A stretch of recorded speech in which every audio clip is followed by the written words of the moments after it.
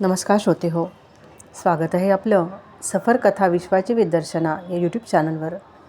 आपण आहोत राधेय या ऐतिहासिक कादंबरीच्या सफरीवर. मागील भागात आपण पाहिलं दुर्योधन आपण पांडवांना लाक्षागृहात कसं जाळून मारलं, त्याचा कट कसा आखला याची सत्यता सांगत होता. आता पाहूयात पुढे. या तुमच्या विश्वसनीय राजसभेत बोलली जाणारी प्रत्येक गोष्ट पांडवांच्या महालात प्रतिध्वनीच्या रूपाने उमटते. इथं तुमच्या बाजूचं कोणीच नाही. ज्यासाठी तुमचा माझ्यावर कोप झाला होता ती गोष्ट आज मी सांगतो. राज्याची वाटणी अटळ दिसली तेव्हा मीच पांडवांना जतुगृहात जाळून मारण्याचा कट रचला. पुरोचनाकरवी मी लाक्षागृह उभारलं, पण ज्या दिवशी पांडव त्या घरात प्रवेश करते झाले त्याच दिवशी त्यांना सावध करणारे संदेश याच प्रासादातून गेले. युवराज विदुर कासावीस झाले. त्यांच्याकडे पाहत दुर्योधन हसला. काका, मी तुम्हाला काहीही बोललो नाही. माझ्या योजनेनुसार लाक्षागृह पेटलं, पण घरभेद्यांच्या साहाय्यानं पांडव सुरक्षित राहिले. भर रात्री गंगेच्या काठी एक सुसज्ज नौका पांडवांना तारण्यासाठी उभी होती. काका, आपल्या ज्ञानचक्षूंना भूत वर्तमान दिसत असेल तेवढी माझी शक्ती नाही, पण मी युवराज आहे. युवराजाची दृष्टी गरुडासारखी तीक्ष्ण असते. जेव्हा ती वेध घेते तेव्हा सावज निश्चितपणे पंजात सापडलेलं असतं. तात येतो मी. निघालास कुठं? कुठंही, पण या भूमीतून दूर, जिथं मानानं जगता येईल. युवराजपदाचा विसर पडेल तिथं. पांडवांनी टाकलेल्या भिक्षेला साम्राज्य समजून जगण्याचं बळ माझं नाही. दुर्योधनाने पाहिले. बेचैन झालेले धृतराष्ट्र हातातल्या कंठ्याशी चाळवाचाळव करीत होते. तात, हा कंठा नीलमण्यांचा आहे. जातिवंत मणी आहेत ते आपला गुण दाखवल्याखेरीज राहणार नाहीत. तुम्ही तो कंठा जरूर परिधान करा. नागाच्या विळख्यासारखा तो शोभून दिसेल. नीलमण्यांचा गुणप्रत्यय पाहायला फार काळ वाट पाहावी लागणार नाही. 1.5 प्रहर, 1.5 दिवस, 1.5 सप्तकात तो प्रत्यय येतो.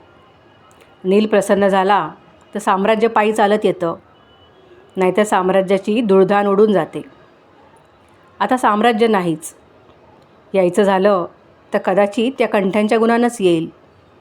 जरूर त्याची परीक्षा बघा. येतो तात. दुर्योधनाने पाठ फिरवली आणि तो महालाबाहेर निघून गेला. कर्ण त्याच्या पाठोपाठ जात होता. दुर्योधन, कर्ण निघून गेले आणि राजसभेत एकच शांतता पसरली. काही बोलण्याचे कुणालाच भान राहिले नाही. घसा खाकरून विदुराचे शब्द उमटले. भारीच संतापी, असंयमी असल्या वर्तनाचा परिणाम. विदुरा, थांब, काही बोलू नकोस. धृतराष्ट्राचा आवाज उमटला. विदुराने पाहिले. तो धृतराष्ट्र थरथरत उभे होते. त्यांचे ओठ क्षणभर थरथरले आणि शब्द उमटले. एकदा तरी मला सत्य ऐकू दे. हातातला नीलमण्यांचा कंठा धृतराष्ट्राने फेकून दिला. अंध हाताने फेकलेला तो कंठा स्फटिकाच्या फरशीवरून दूरवर जाऊन भिंतीला आदळला. धडपडत धृतराष्ट्र चालत गेले. त्यांना आधार देण्यासाठी दासी धावत होत्या. दुसऱ्या दिवशी सायंकाळी दुर्योधन महालात दुर्योधन, शकुनी आणि कर्ण आले होते. दुर्योधनाचा संताप निवळला नव्हता. तो कर्णाला म्हणाला, मित्रा, तुझ्या चंपानगरीमध्ये मला आश्रय मिळेल. युवराज, नगरी आपलीच आहे. तिथं आश्रय शोधण्याचं काहीच कारण नाही. पण संतापाच्या भरात नव्हे. या नगरीत मला आता राहावंसं वाटत नाही. पण एवढी निर्वानिर्वीची भाषा कशाला? शकुनीने विचारले. आणखी काय व्हायचं आहे? काल काय प्रकार झाला माहीत आहे ना? आहे. साऱ्या प्रासादात तीच चर्चा चालू आहे. ती चर्चा अखंड चालली तरी मला त्याचा सोयर सुतक नाही. दुर्योधन उद्विग्न होऊन म्हणाला. साध्या निद्रेला देखील मी मुकलो आहे. स्वप्नातही तो यज्ञ, ती मैसभा उभी राहते. अनर्थाला तुम्ही कारणीभूत झाला आहात मामा. मी? भले, हा चांगला न्याय. हो, तुम्हीच. तरी मी या राजसूयाला जाऊ नये असं म्हणत होतो, पण तुम्ही आग्रह केलात आणि अपमान सोसण्याची पाळी आली. नजरेआड काहीही घडलं असतं तरी त्याचं दुःख एवढं वाटलं नसतं. दुर्योधना, शांत हो, शकुनी म्हणाले. मी तुझा संताप जाणतो, पण सत्याकडं दुर्लक्ष करू नकोस. तू राजसूयाला गेला नसतास म्हणून तुझ्याविना तो यज्ञ थांबणार होता. शत्रुपक्षाच्या बळाकडं डोळेझाक करून चालत नाही. ते उघड्या डोळ्यांनी आणि सावध मानानं पाहावं लागतं. राजसूय यज्ञात त्यांनी घडवलेलं आपल्या सत्तेचं दर्शन तुला घडलं नाही का? आजवर जे राजे कौरवेश्वरांच्या पुढे नमले होते, तेच राजे युधिष्ठिरावर सुवर्णपुष्प उधळीत होते ना. सत्तेचं बळ आणि सुडाची इच्छा नसती तर मैसभेत तुझी माझी फजिती करण्याचं धाडस त्यांचं झालं नसतं. दुर्योधना, युधिष्ठिरानं राजसूय यज्ञ करून तुमच्या कौरव साम्राज्याला आव्हान दिले. कौरवांचं बाहुबळ अजून त्यांना माहीत नाही. दुर्योधन उसळला. बाहुबळ खरं, पण कुणाचं? शकुनी उजव्या हातातल्या अंगठ्या डाव्या हाताच्या बोटाने चाळवीत म्हणाले. युधिष्ठिरावर छत्रचाम्र ढाळली गेली. सर्व राजांनी आपल्या वैभवानेशी पांडवांपुढे मान झुकवली. पितामहांनी कृष्णाला अग्रपूजेचा मान दिला. नाही दुर्योधना, या घटकेला तरी बाहुबळ त्यांचंच आहे, कर्ण शांतपणे म्हणाला. शकुनी महाराज, आपण एक गोष्ट विसरता. त्या यज्ञानं आपण दिसला असाल, पण त्यामुळं कौरवांना दुबळे समजण्याचं काहीच कारण नाही. भीष्मांनी अग्रपूजेचा मान कृष्णाला दिला किंवा द्रोणाचार्यांनी यज्ञभूमीची सांगता केली म्हणून एवढं भ्यायला नको. उद्या प्रसंग आलाच तर हेच भीष्माचार्य, द्रोणाचार्य, विदुर, कृपाचार्य प्राणपणानं आमच्या बाजूला उभे राहतील, यात मला यत्किंचितही संशय नाही. सम्राट धृतराष्ट्र महाराजांच्या नुसत्या आज्ञेनेही. शकुनी शांतपणे म्हणाले. फार लहान आहेस तू, अशी आशा करू नका. कौरव सम्राट अंध आहेत आणि राजमातेनं पतिनिष्ठेची पट्टी डोळ्यावर बांधली आहे म्हणून कौरवपुत्र आंधळे आहेत थोडीच? दुर्योधनाने विचारले. उत्तर हवं? शकुनीने विचारले. हो. कौरवपुत्रांच्या डोळस चालीला विदुरांच्या निसत्व नीतेचे लगाम घातलेत आणि अंध सम्राटांचा राजरथ विदुरांच्या सारथ्यानं शतकौरवांच्या अश्वांनी ओढला जातो. मामा, दुर्योधन उठत म्हणाला, थोडं मद्य पी, राग शांत होईल. युवराज, संतापानं काही सिद्ध होत नाही. पांडवांच्या राजसूय यज्ञात त्यांच्या कोशागारांची रत्न मोजण्यात हे हात गुंतले होते, तेव्हा तो संताप व्यक्त व्हायला हवा होता. मैसभेत पाय घसरून पडला आणि पांडव स्त्रियांचं हसणं उठलं, तेव्हा भिजल्या वस्त्रांची लाज वाटायला हवी होती. अंधपुत्रांनो म्हणून भीमानं वाट दाखवली, तेव्हा डोळे उघडायला हवे होते. मामा, तुम्हीसुद्धा. नाही दुर्योधना, ते दुःख मला तुझ्या इतकंच सलतंय. याला काहीच उपाय नाही का? वैतागाने दुर्योधनाने विचारले. शोधला तर आहे, जरूर आहे. कोणता? सांगतो. शकुनीने 3 मद्यपत्रे भरली. आपले मद्यपात्र उचलून त्याचा आस्वाद घेतला. आपल्या तांबूस पातळ ओठांवरून जीभ फिरवीत शकुनी म्हणाला, मद्य सुरेख आहे, घे. दोघांनी पेल्ले उचलले. कर्णाने विचारले. युद्ध? नाही. सामोपचार? नाही. घात? मूर्तिमंत भीती कर्णमुखावर तरळली. नाही. सांगा मामा, दुर्योधन उतावीळपणे म्हणाला. हे 3 मार्ग सोडून कोणताही उपाय सांगा. मी खूप विचार केला. एकच उपाय मला दिसतो.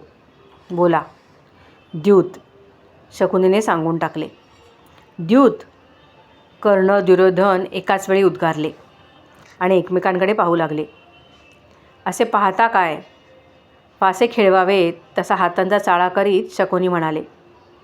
दुर्योधना, तो पांडवश्रेष्ठ युधिष्ठिर द्यूताचा व्यसनी आहे. त्याला द्यूताचं आव्हान दे.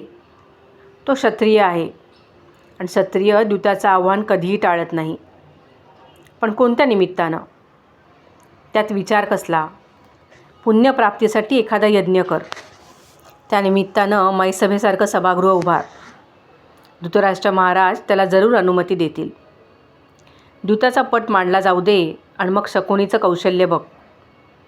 महाराज, क्षमा असावी, कर्ण म्हणाला.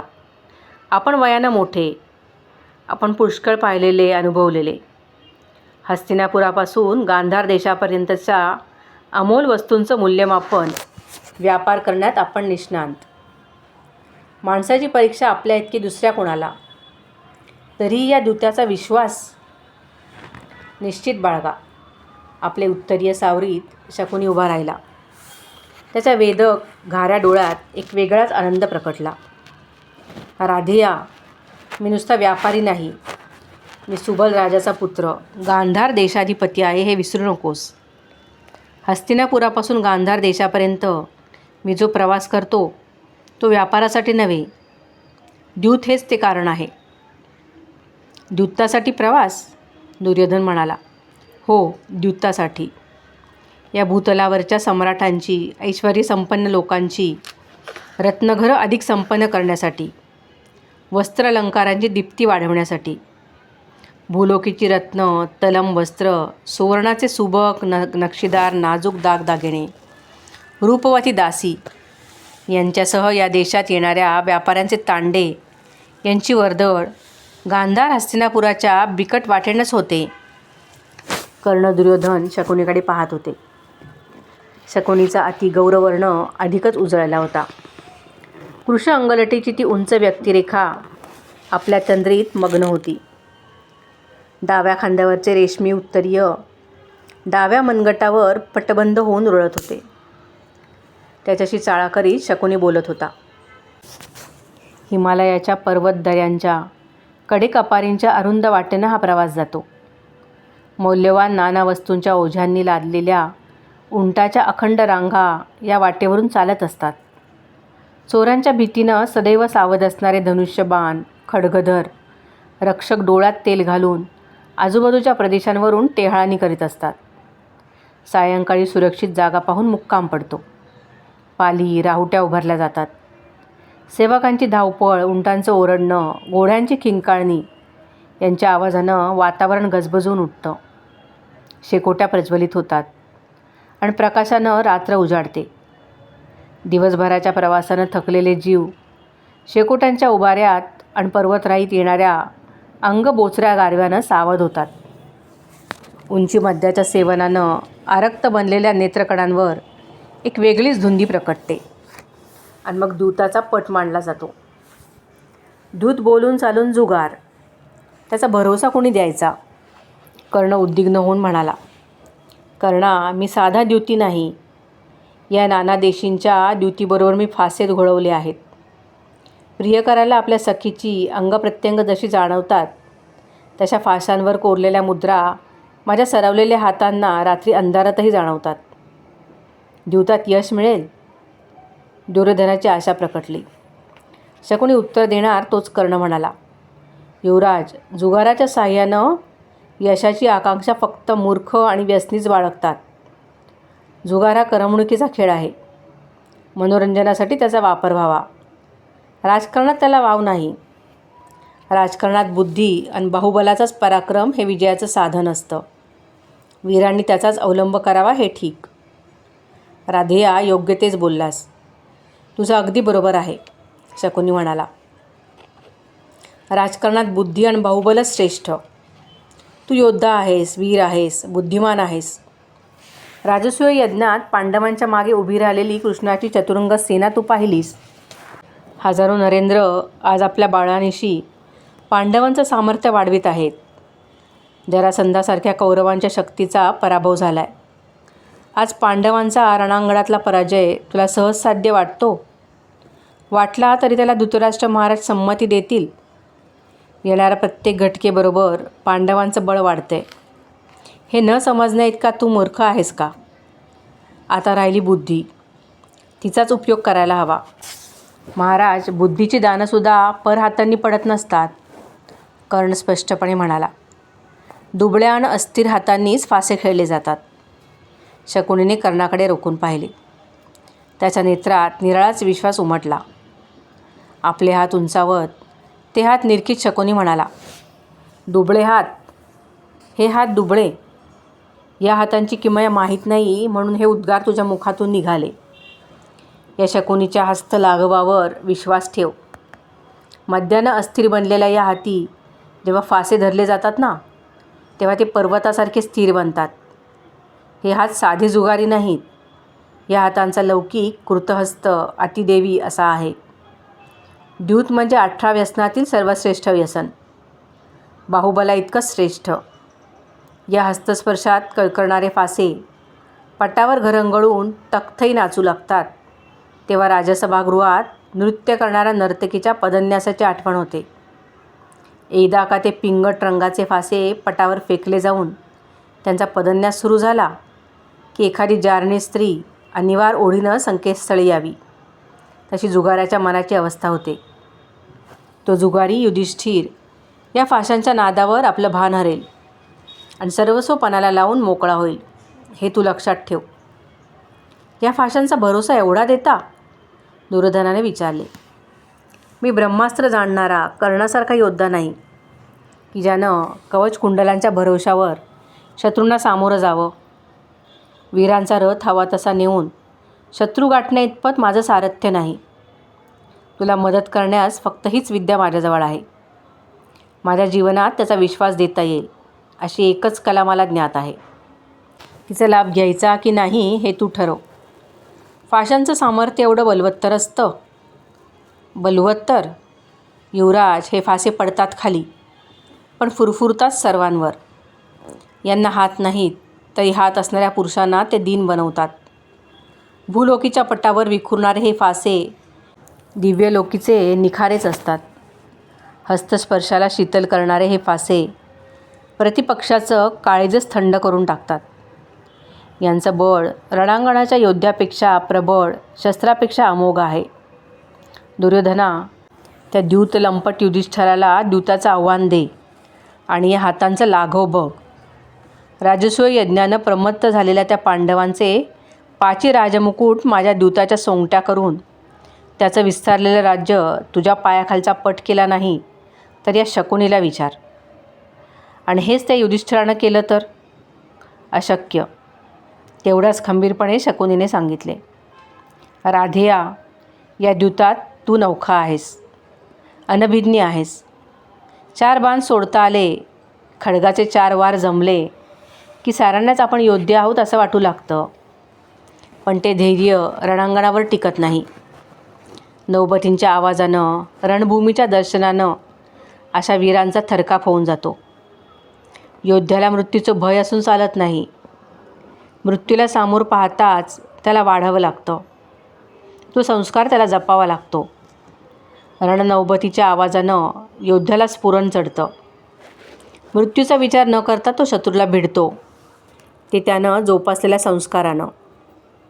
पंचकल्याणी उमद्या घोड्यावर दुबळा जीव कधी स्वार होईल का? या फाशांना संस्कार असतात. मी अक्षविद्येत निपुण आहे.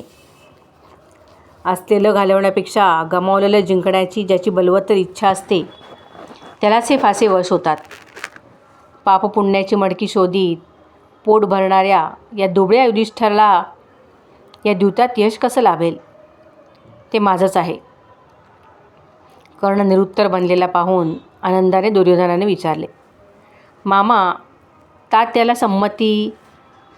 कालच्या तुझ्या पराक्रमानं त्यांचे डोळे उघडले आहेत. कदाचित ते संमती देतीलही. पण कोणत्याही परिस्थितीत ही सारी गोष्ट तू तुझ्या पित्याच्या कानावर घालणं इष्ट आहे. त्यांची अनुमती मिळाली की जय आपलाच.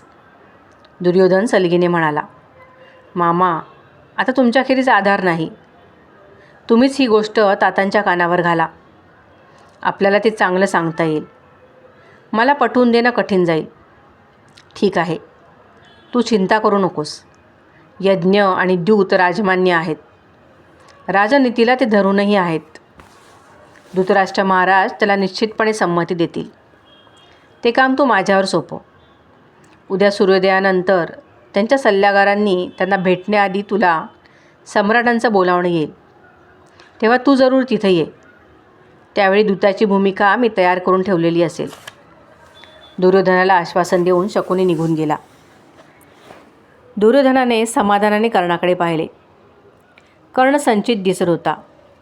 मित्रा, कर्णाने वर पाहिले. उठत तो म्हणाला. युवराज, दुसरा काही मार्ग सुचतो? सुचला असता तर दूताचा सल्ला मी ऐकत बसलोच नसतो. पण सांगावंसं वाटतं, परत एकदा विचार कर. संपूर्ण विचाराखेरीज यात पाऊल टाकू नकोस. जुगार आणि चारित्र्य या अशा 2 गोष्टी आहेत की यात पाय टाकण्याआधी विचार करावा. नंतर पाय माघारी घेता येत नाही. येतो मी. दुर्योधनाचा निरोप घेऊन कर्ण स्वगृही गेला. तरी दूताचा विचार त्याच्या मनातून जात नव्हता. सूर्याचे तेज आकाशात चढले होते. हस्तिनापूरच्या दिशेने दुर्योधनाच्या रथातून कर्ण दुर्योधन भेटीसाठी जात होता. शकुनीने सुचवलेला आणि दुर्योधनाने मानलेला दूताचा बेत रहित व्हावा असे कर्णाला वाटत होते. सम्राटांना पुत्रप्रेम असले तरी विदुरांच्या सल्ल्याखेरीज ते निर्णय घेत नाहीत हे कर्णाला पुरते ठाऊक होते. विदुर दूताला कधीही संमती देणार नाहीत याची खात्री होती. कदाचित दूताचा बेत फसल्याने दुर्योधनाने रथ पाठवला असण्याची शक्यता होती. रथ राजप्रासादाच्या उद्यानात शिरला. उद्यानातून फिरणारे मोरांचे तांडे, झाडीतून उठणारे त्यांचे आवाज कर्णाला मोहवीत नव्हते. रथ राजप्रासादासमोर थांबला. कर्ण उतरला. पाहतो तो दुर्योधन प्रसन्न मुद्रेने प्रासादाच्या पायऱ्यांवर उभा होता. कर्ण रथातून उतरताच तो भरभर पायऱ्या उतरून कर्णाजवळ आला. कर्णाचा हात धरीत तो म्हणाला, मित्रा चल, खूप बोलायचं आहे. कर्णासह दुर्योधन महालात आला. सर्व दासदासींना त्याने बाहेर घालवले आणि तो म्हणाला, मित्रा तातांनी दूताला संमती दिली. खरं? एवढंच नव्हे तर वैभवशाली अलौकिक असं द्यूतगृह उभारण्याची त्यांनी आज्ञा दिली आहे. या बेताला विदुरांनी संमती दिली? छान. काकाला कधी संमती देतील? त्यांच्यापासून हा बेत तर संपूर्ण गुप्त राहायला हवा. सर्व सिद्धता होईल तेव्हाच ते त्यांना कळेल. युवराज माझं थोडं ऐकता का? सांग, मला माहीत आहे तू विरोध करणार. तीही ऐकायला माझी तयारी आहे. ठीक आहे, मी काही बोलणार नाही. हे विरोधकापेक्षाही भयानक आहे. एवढा राग माझ्यावर करू नकोस. नाही युवराज, माझा राग नाही, पण असल्या चोरवाटांचा आश्रय वीरांनी घेऊ नये असं वाटतं. चोरवाट कसली मित्रा? दूत राजमान्य आहे. संपत्तीचा मोह सोडून ती उधळण्याची ताकद यावी इतपतच. राजांनी दूत जिंकण्यासाठी खेळायचा नसतो. करमणूक व्हावी, आश्रितांना धनलाभ व्हावा, एवढाच त्याला अर्थ. त्या पलीकडे जाऊ नये. ठीक आहे, आपण द्यूताचा बेत रद्द करू. कर्ण आनंदला. त्या उत्तराची त्याची अपेक्षा नव्हती. युवराज, मला तुमचा अभिमान वाटतो. निदान एका मित्राला तरी असं वाटावं हे का थोडं झालं? आता त्यापुढं त्यावरच समाधान मानायला हवं. पांडवांची सत्ता हळूहळू वाढत जाईल. ते आपण उघड्या डोळ्यांनी पाहू. अंडांच्या वाढत्या सामर्थ्याबरोबर कौरव साम्राज्य ग्रासलं जाईल. तेव्हा निर्लज्जपणे पर्वणी आली असं समजून पदरी पडलेलं दान घेऊन तृप्त हो. आपल्या दोघांच्या पराक्रमाची, बलवत्तर इच्छेची तीच सांगता असेल तर त्याला पायबंद कसा घालणार आणि कोण घालणार? पण द्यूताखेरीज दुसरा काही उपाय नाही का? तू सांगतोस, तुला दिसतो? नाही हे खरं, पण तरी हा जुगार मला पटत नाही. कमकुवत मनाला जुगार नेहमीच भेडसावतो. कमकुवत मन माझं? कर्ण छाती रुंदावत म्हणाला, मित्रा अजून या कर्णाची पारख झाली नाही. मित्रा सांग की त्या इंद्रप्रस्थावर चालून जायचं म्हणून. बरोबर दळ किती आहे याचा विचार माझ्या मनात येणार नाही. शत्रू प्रबळ आहे हे मी ध्यानी घेणार नाही. हा कर्ण शत्रूवर तुटून पडला एवढंच तुला दिसेल. दुर्योधन हसत होता. कर्णाने संतापून विचारले, का? खोटं वाटतं? नाही, खोटं नाही वाटत. दुर्योधन गंभीर झाला. पण मित्रा, जुगार आणखी काय वेगळा असतो? जुगार? नाहीतर काय? शत्रू बलवत्तर असताही त्यावर तुटून पडणं हा जुगार नाही? कर्ण चकित झाला होता. मित्रा, या जीवनात अशी कोणती गोष्ट आहे की ती जुगार नाही? रणांगणात कोणता शत्रू समोर येणार आहे, त्याच्या खेचलेल्या प्रत्यंचेला कोणता अघोरी बाण जोडला आहे हे का माहीत असतं? जे पराजय माहीत नसता शत्रूवर वीर चालून जातो, तो जुगार नसतो. तुझा जन्म होताच तुझ्या मातेनं तुला जलप्रवाहावर सोडून दिलं. तो तुझ्या जीवनातील खेळलेला जुगार नव्हे का? संसारात जोडलेली पत्नी, मानलेला मित्र, तोडलेला संबंध हा हरघडी खेळला जाणाऱ्या दूताचाच भाग नाही का? मित्रा, उभं आयुष्य पावलोपावली जुगार खेळण्यात जातं. ती दाण टाकत जाण्यात भय वाटत नाही. पाटावरच्या जुगाराचं भय वाटतं? युवराज बोलून चालून जुगार, त्याचं दान कोणाच्या बाजूनं पडणार याची ग्वाही कोण देणार? अरे जुगार म्हणजे जिंकणं नाहीतर हरणं. या दैवाच्या फाशांनी हरवलेलं जिंकू किंवा असलेलं हरू, दोन्हीलाही माझी तयारी आहे. ठीक, द्यूत तर द्यूत, कर्ण म्हणाला. तू चिंता करू नकोस, या दूतात जय आपलाच आहे. आता लवकरात लवकर द्यूतगृह कसं उभारलं जाईल तिकडे लक्ष द्यायला हवं. हे द्यूतगृह मय सभेपेक्षा श्रेष्ठ असेल. तिथं पाणी दिसत असता पाणीच राहील, भूमी असणार नाही. भिंत दिसत असता द्वार राहणार नाही. स्फटिक भूमी स्फटिकाचीच राहील. त्यावर पाय ठेवता असता जलस्पर्श घडणार नाही. दुर्योधनाच्या डोळ्यात सुडाचे तेज प्रकटले होते. चेहऱ्यावर हसू होते. कर्णा, त्या मत्त पांडवांना माझ्या द्यूतगृहात पाय टाकू दे. डोळ्यासमोर पाणी दिसत असता आपल्या पावलांनी गटांगळा खाव्या लागतील. भिंत माहीत असून तीवर मस्तक फोडून घ्यावं लागेल. स्फटिक भूमीवर उभं राहून पायांचं बळ सरल्यानं त्याच भूमीवर ढासळावं लागेल. चल मित्रा, आता अवधी फार थोडा आहे. द्यूतगृहाची जागा मामांनी निश्चित केली आहे. ते पुढे गेले आहेत. ती जागा पाहायला आपल्याला जायचे. दुर्योधनासह कर्ण द्यूतगृहाची संकल्पित जागा पाहायला गेला. रात्री कर्ण आपल्या शय्यागृहात मद्यपान करीत बसला होता. अधिरथाबरोबर द्रोण, वृषकेतू, शत्रुंजय यांच्याशी मनसोक्त गप्पा मारल्याने कर्णाच्या मनावरचे दडपण खूप कमी झाले होते. तोच वृषाली शय्यागृहात आली. कर्णाने तिच्याकडे पाहिले. कर्णाने विचारले, वेळ झाला? हो, सासूबाईंचे पाय चेपीत होते. आई झोपली? नाही, जागे आहेत. मग झोपेपर्यंत थांबायचं की नाही? त्याच नको म्हणाल्या. का? आई काय म्हणाली? वृषाली उभ्या उभ्या लाजली. कर्णाने कलते होऊन वृषालीचा हात पकडला. तिला आपल्या शेजारी बसवीत त्याने विचारले, सांग ना. वृषाली आणखी लाजली.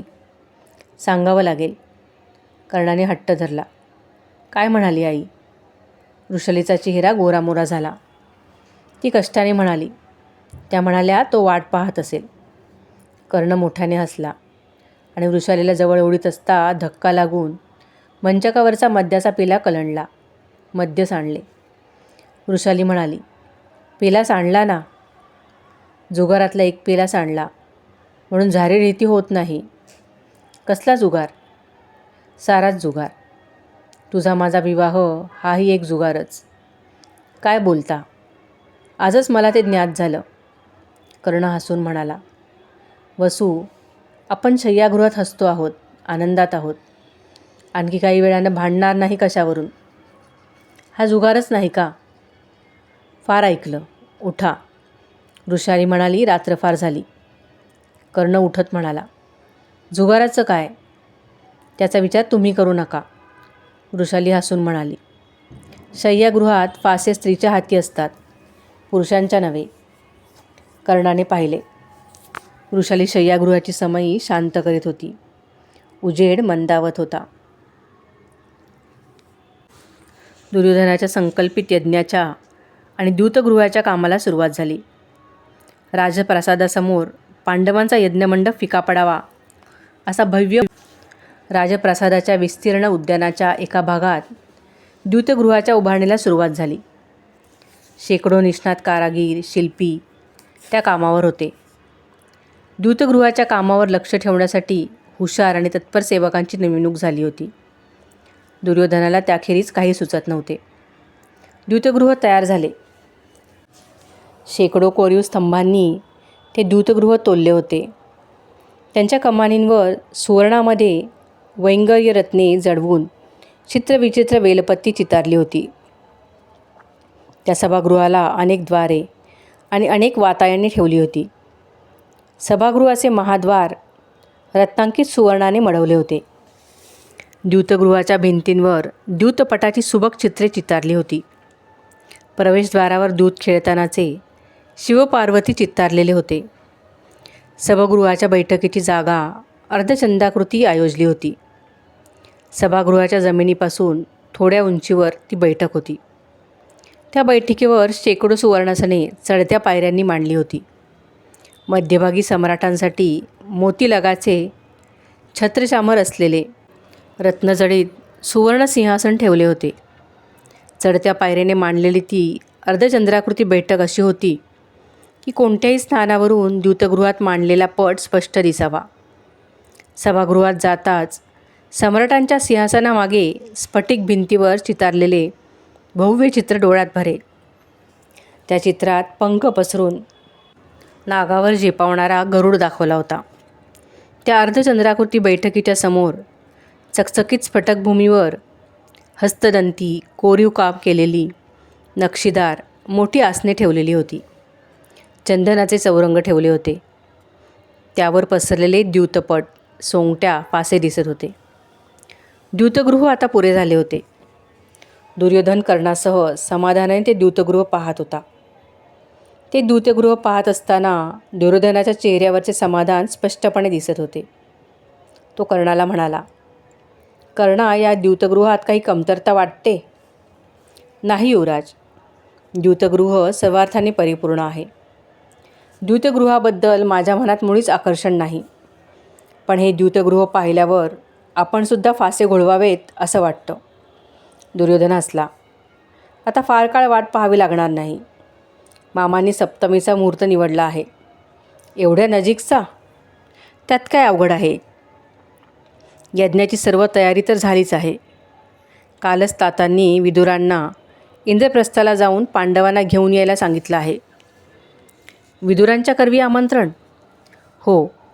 राजसूय यज्ञात पांडव थकले आहेत. इथं येतील, 4 दिवस राहतील. त्यांचा श्रमपरिहार होईल. नृत्य, गायन, द्यूत यात त्यांचं मनोरंजन होईल. मागे पावलांचा आवाज झाला. दुर्योधनाने वळून पाहिले. दुर्योधन बंधू विकर्ण आत येत होता. त्याने सांगितले, महात्मा विदुर काका येत आहेत. दुर्योधनाने कर्णाकडे पाहिले. पाहिलंच मित्रा, आमच्या काकांना केवढं आयुष्य आहे ते. विकर्णाकडे वळून दुर्योधन म्हणाला, येऊ देत. पण इंद्रप्रस्थाला ते जाणार आहेत ना? हो, सर्व तयारी झाली आहे. मीही बरोबर जात आहे. आज भोजन झाल्यानंतर. विकर्णाला पुढे बोलता आले नाही. महाद्वारातून विदुर आत येत होते. विदुरांचा चेहरा चिंताक्रांत होता. दुर्योधनाने वंदन केले. कर्णाने दुर्योधनाचे अनुकरण केले. दुर्योधन म्हणाला, काका, बरं झालं तुम्ही आलात ते. तुम्ही एकदा हे द्यूतगृह पाहायला हवं होतं. विदुरांचा हात धरून अर्धचंद्राकृती सभास्थानापुढे नेत तो म्हणाला, पहा काका, या सर्व सुवर्णसिंहासनावर आमंत्रित राजे बसतील. कौरवश्रेष्ठ असतील. समोर पायऱ्यांवर मध्यभागी जे सिंहासन दिसतं ना, तिथे सम्राट बसतील. त्यांच्या जवळच्या सुवर्णसिंहासनावर भीष्माचार्य असतील. तुमच्यासाठी मात्र नेहमीची तातांच्या जवळची जागा ठेवली नाही. द्यूत स्पष्ट दिसावा म्हणून द्यूतालगत हे सुवर्णासन मांडलं आहे. थकलेले विदुर म्हणाले, युवराज, धृतराष्ट्र महाराजांनी पांडवांना आमंत्रण देण्यास मला आज्ञा केली आहे. ते मला माहीत आहे काका. किंबहुना मीच तो आग्रह धरला. मी तातांना आवर्जून सांगितलं, तुमच्याखेरीज दुसऱ्या कोणाला पाठवू नका. असल्या गोष्टीत मला रस नाही. का? रस नसायला काय झालं? पांडवांच्या राजसूयात तर तुमचा आनंदरस ओसंडत होता. इथंही यज्ञ होणार आहे. मयसभेऐवजी द्यूतगृह आहे. हा तुमचा द्यूत आणि यज्ञ खरा असता तर मी हर्षानं इंद्रप्रस्थाला गेलो असतो. मग हा खरा यज्ञ नाही? ऐक कर्णा, काका काय म्हणतात ते. दुर्योधना माझं ऐक. हा द्यूत तू घडवू नकोस. निरन पांडवांना इथं आणण्याचं मला सांगू नकोस. काका, मी तुम्हाला कोण सांगणार? तातांनी सांगितलं. मी नुसतं सुचवलं. तेच ते. पण हा माझा आग्रह कशाला धरतोस? काका, तुम्हाला आमच्यापेक्षा पांडवांचं प्रेम अधिक. तुम्ही त्यांचे पाठीराखे. मी कसली पाठराखण करणार? दुर्योधनाचे हास्य क्षणभर विरले. पण क्षणभरच. वा काका, तुम्ही पाठीशी नसता तर लाक्षागृहातून ते वाचले नसते. तुम्ही नाव ठेवली नसती तर ते गंगापार कसे गेले असते. मला सगळं माहीत आहे काका. आणि तरीही मला पाठवतोस?